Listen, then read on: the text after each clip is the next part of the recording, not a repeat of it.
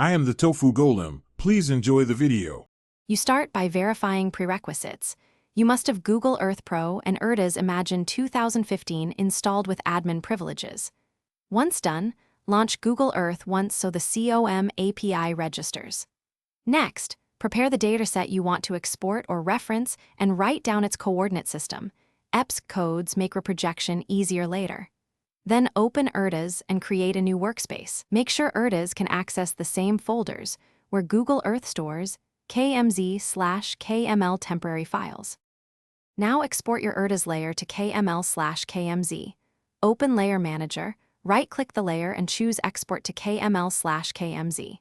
Choose WGS84 Geographic CRS to maintain alignment with Google Earth, and pick an appropriate image resolution and tiling scheme so files stay manageable.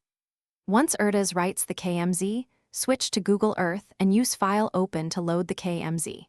You will see the layer overlay. Adjust transparency and view in Google Earth to confirm alignment and visual quality before finals. To finalize, if you need live updates, create a network link in your KMZ and point it to the exported file location so Google Earth refreshes changes. Make sure to reproject any mismatched layers in Erdas to WGS84 or the spatial reference Google Earth uses. Datum shifts are the most common problem. If things go wrong, clear Google Earth cache, restart both applications, and reload the KMZ. That usually resolves stale tiles or alignment errors. If not, check EPS codes and reprojection settings in Erdas. Thanks for watching. Consider subscribing if we helped you today.